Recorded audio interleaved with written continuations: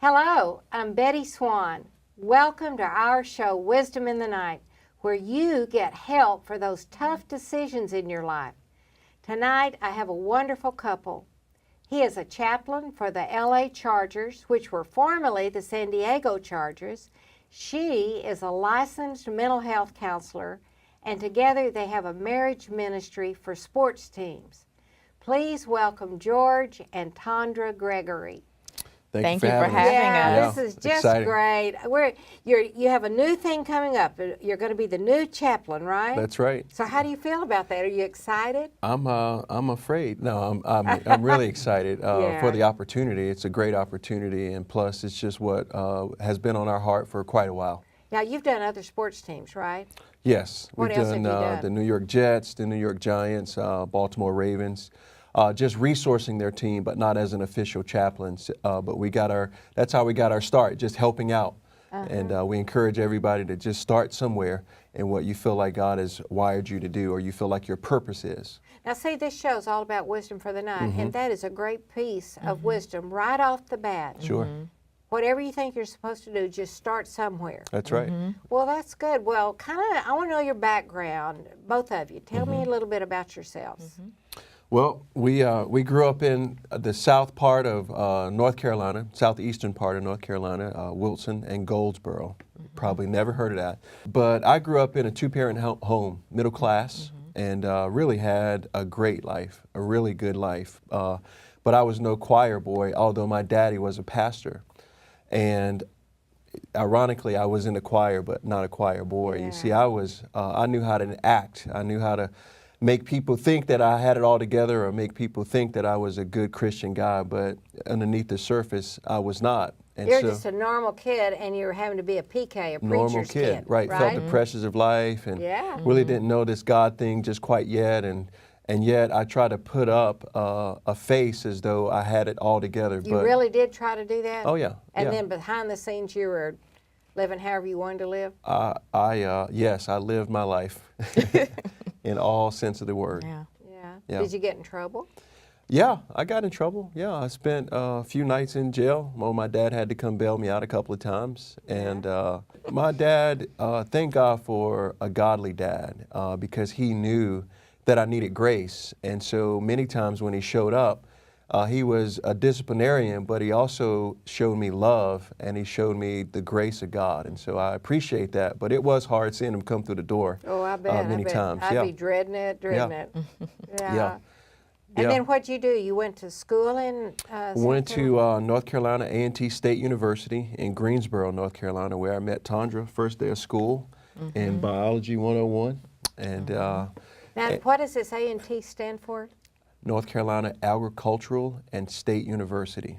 Agricultural and Technical State University. Thank you for correcting me. Yeah, that's what the wife's for. That's right. That's right. And so y'all met there. We met there, freshman year, first day of class. What'd you think the first time you saw her? Wow. Wow, wow, wow. Yes. Well, she would say, I'd say wow, wow, wow to a lot of women, but definitely to her. Yeah. He was definitely living his life, and women were a big part of that. Okay, so tell me your background. So I grew up in the complete opposite household as George, and I grew up in a single-parent household where I had a strong mom who did everything, right? She was making ends meet. She brought the bacon home, she fried it up, and she did everything. I did not have, my father was absent in my life. Did you ever know him? I never knew him, and I still do not know him to this day. My mom and him were teen parents, and she got pregnant with me when she was 16, and he just abdicated his role of being a father, and still to this day has never acknowledged having been my father to this day. So that's how I started out life, and those were the circumstances surrounding my birth. My mom was really hurt and grew bitter as time went on at all the struggles that she had to experience on her own as a young mom. And she grew. Yeah, because if she yeah. started at 16, even by the age of 20, she's been doing it a long time. Yeah. And back then, you could not go. You couldn't attend high school pregnant. That was in So in she the had to South. drop out of school? She had to drop out of school. So there's a lot of hurt, a lot of shame, a lot of bitterness that she has been wounded by that whole experience. And so she parented me from this wounded, distorted lens, which made her very controlling over me and very protective over me, and just raised me to not trust people, basically, because of her experience of. Was she afraid you'd go through the same thing she went through? Oh, most definitely. She was very much bent on me, not having me repeat the lifestyle choices that she had experienced. How'd that make you feel? Did you feel hemmed in, or did it not bother you?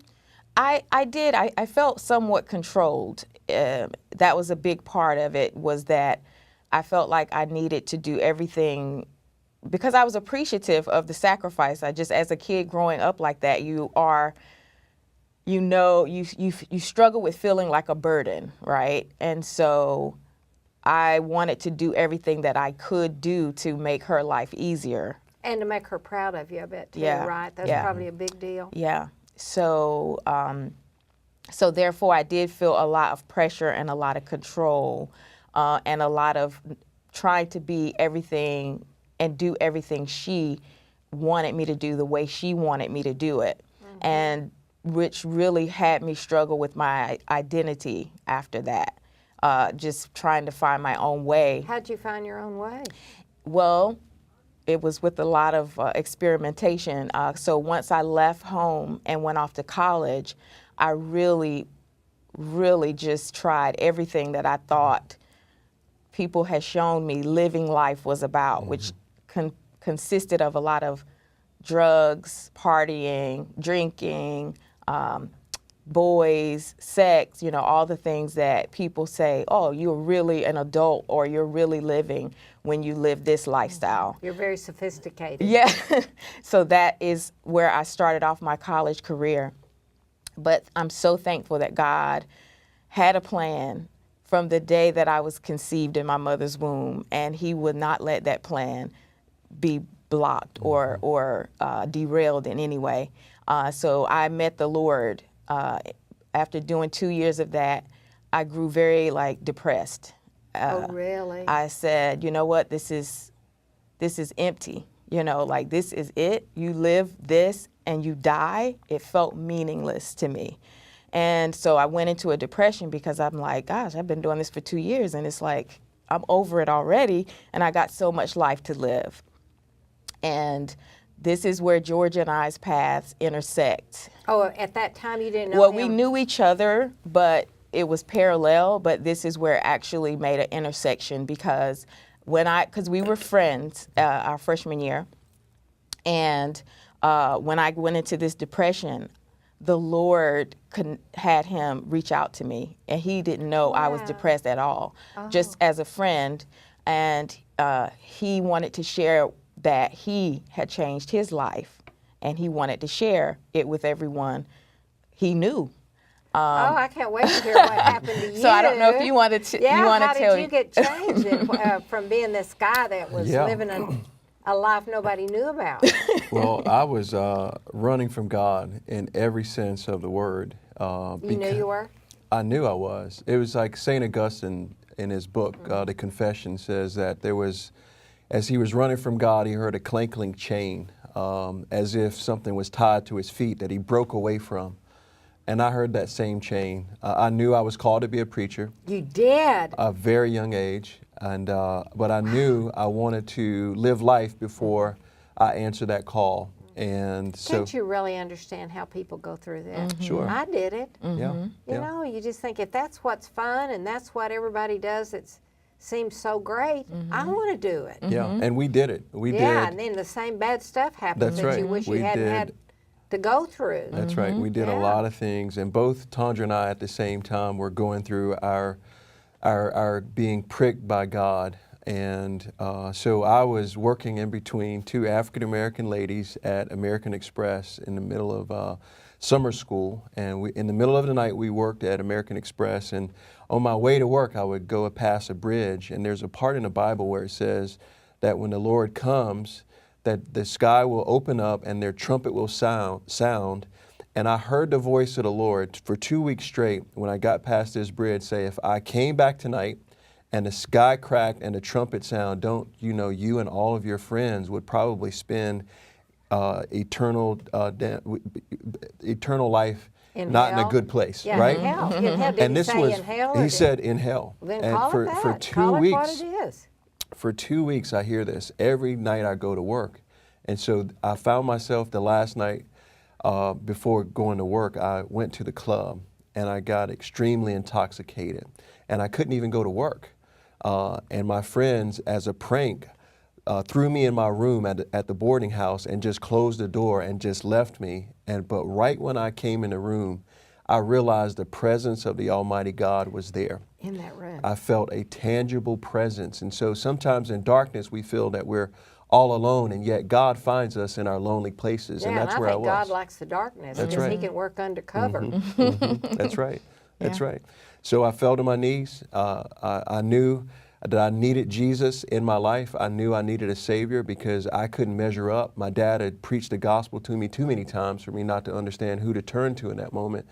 And so I did, and I woke up the next morning on my knees. My dad was going to come up to see me that day, and when he got there, I ran outside and I said, Dad, guess what? I gave my life to Jesus last night, and he just started weeping as if he were sad. And I said, well, what's wrong?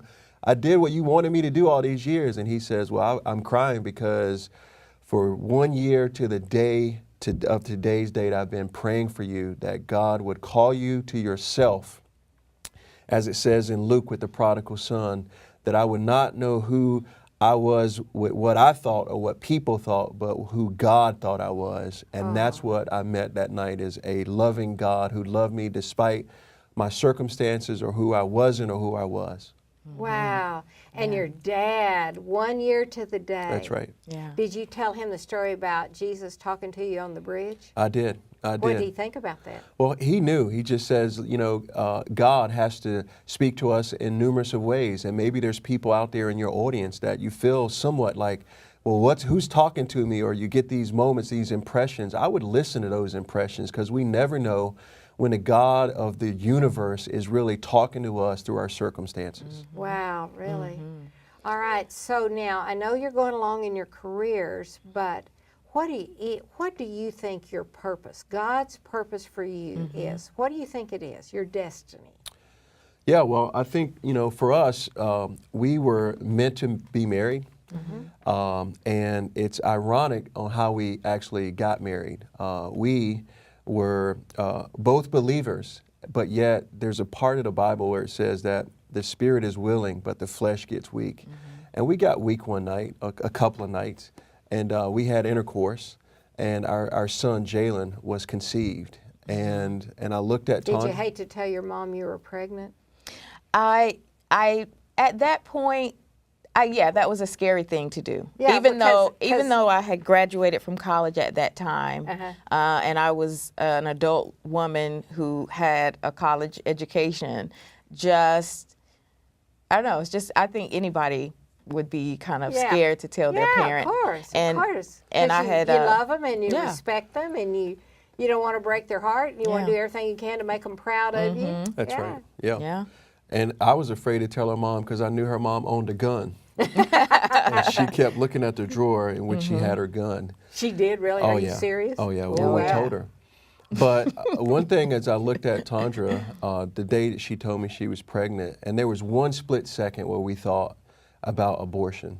And yet I told her, I said, listen, I'm not having any part of that. In fact, I want to marry you.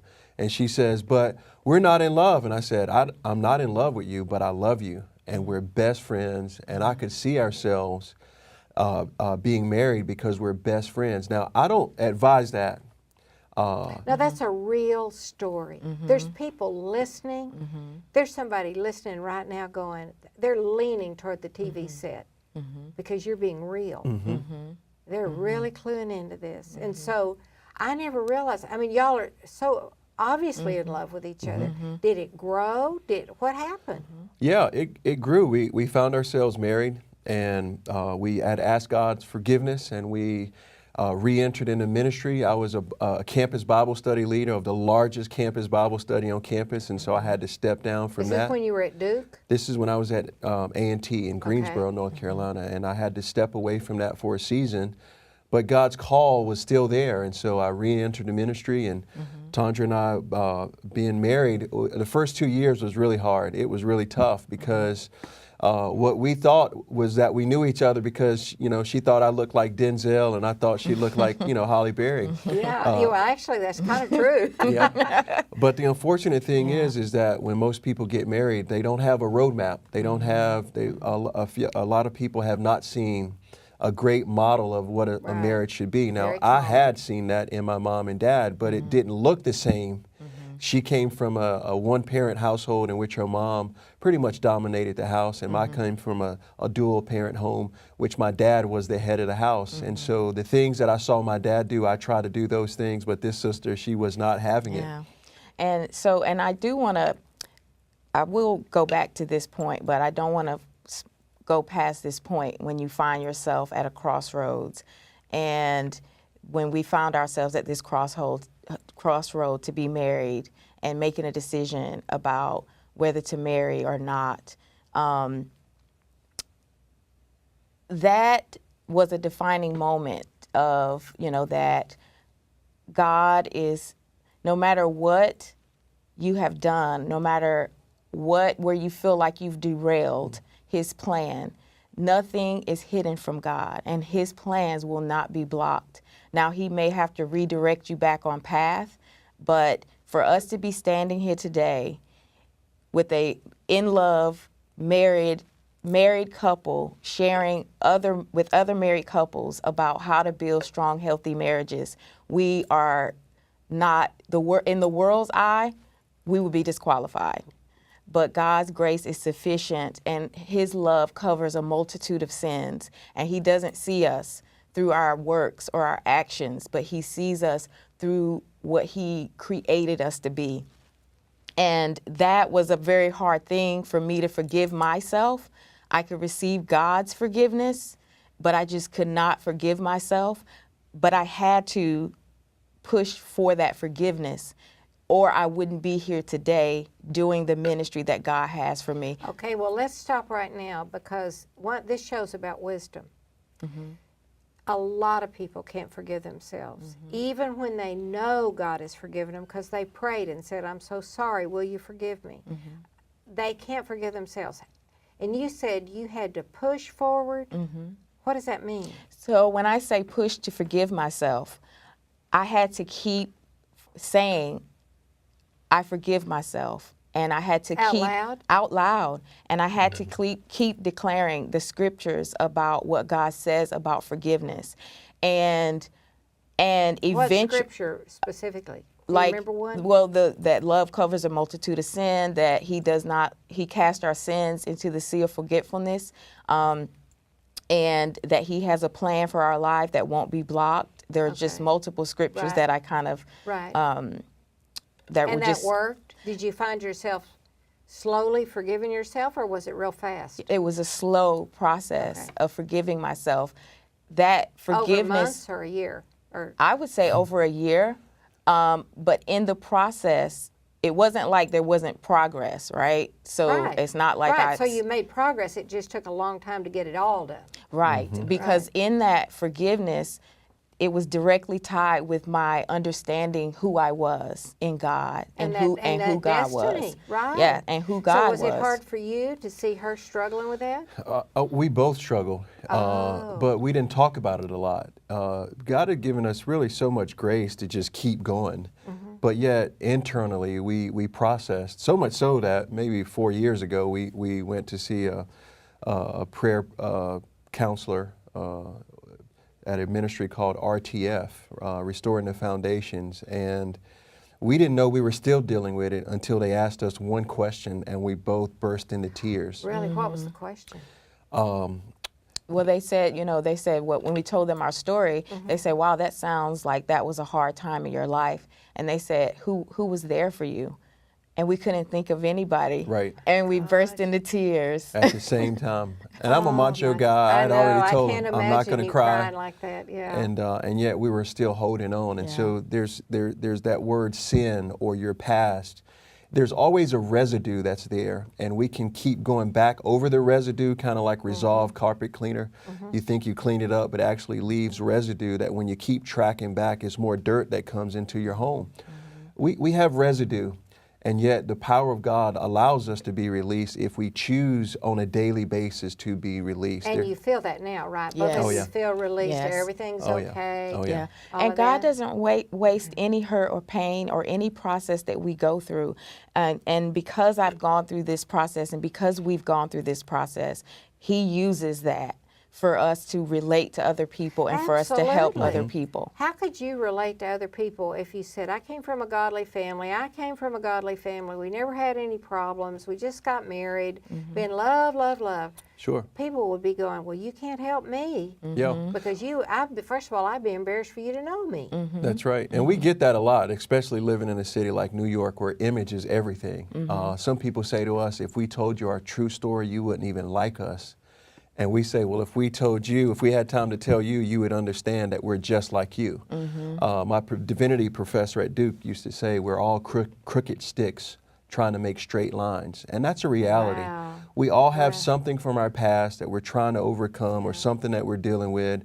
And the lie of the enemy of our soul just tells us on a daily basis or weekly basis that we're no better now than we were then, and that's just not true. God says He takes us from glory to glory and from strength to strength. And if that's true, you're not going backwards from the last glory. Right. That's right. You're always going up. Yeah. Well, now tell me a little bit about this that you're going to be doing with Los Angeles Chargers, because this marriage ministry you have is called what? Journey for Life. All right. So is it going to be part of it too? Well, because who we are, Journey for Life, we developed a nonprofit organization so that we could grow into what God had called us to do. So wherever we go, we resource marriages through our website, through our videos on our website, So through our blog people could do posts. that. They could go to your website. Oh yeah, they and can stuff. go Okay. right now to our website and see articles that would really provoke them. One of our articles is 25 questions every married couple should ask themselves. Okay. And that's just a tutorial or something, a tool that they can use to keep Would it you fresh. recommend that for somebody that's thinking about getting married? Those Oh, yeah. 25? Oh yeah. What we feel like we're wired to do is really set a great foundation for marriage. So we love pre-marriage.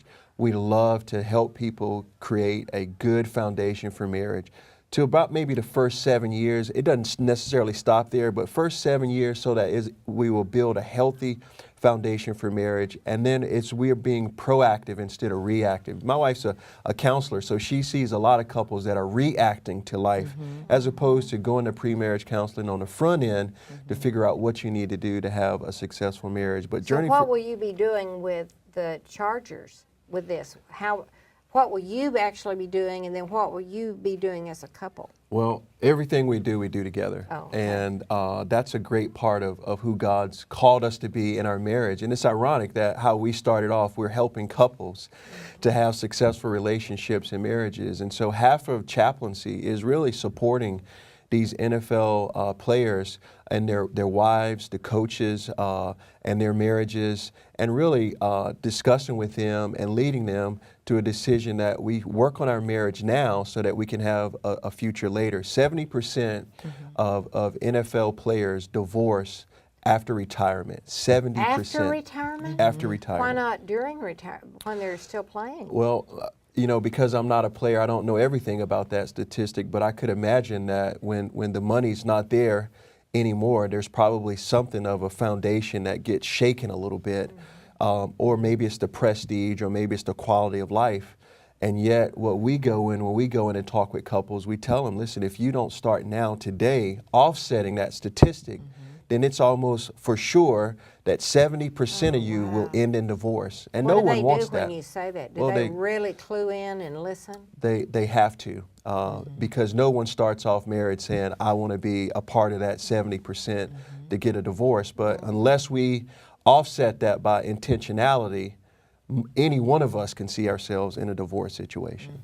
Wow. Yeah. So, Tondra, what do you tell the wives that have to live with this husband that has women pursuing him and he's being tempted?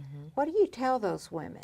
Well, it's important to cultivate a emotional attunement in your marriage. Being in tune with each other? Yes, emotionally in tune. So you have to, your marriage is just like any garden. If you neglect it, then that's when weeds can come in and kill the life in that garden and destroy the fruit of whatever you're trying to nurture and grow. So it's being very intentional. Having a healthy, strong marriage is not something that happens haphazardly. It's something that you intentionally prioritize and diligently work towards. You know, I think a lot of people think if you're in love, it ought to just happen. But that's not what you're saying, is it? Even if you're in love, really in love, you're saying you still have to work at it, right? You still have to work at it. Love is commitment. Yeah, in the good times and the bad times. And the bad That's right. times. Yeah. That's right. Yeah. So love is an act of the will. It's not a feeling. Well, George, what do you see as, with these NFL players that you've worked with, what is their greatest need that you see?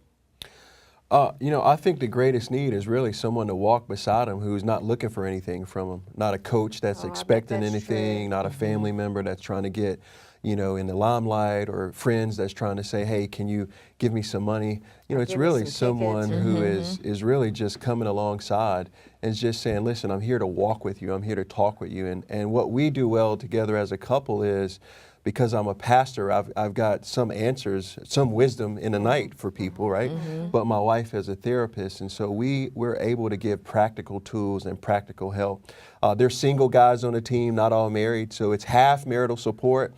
But some of those guys, they just need a father figure. They need to see a good marriage modeled so that when they are married, they'll have someone that they can go back to. So we're really excited that we can mentor, we can counsel, we can pastor, we can cut up. We're just ordinary people, by the way. So we love to laugh and we love to invite these players over our home. Well, and that's we're just excited. great. I want to really thank you. I thank you, too, so much for tuning in tonight. It wasn't an accident that you turned on the TV, and I hope you received some great wisdom about marriage, about as an individual serving the Lord, about how to actually receive the Lord into your life, because He loves you and He wants to let this great plan He has for you take place. So I hope you have a lot of wisdom from this. I hope you have a great night, the rest of the night, whether you're going to sleep or you're going to work. I'll see you next time. Bye.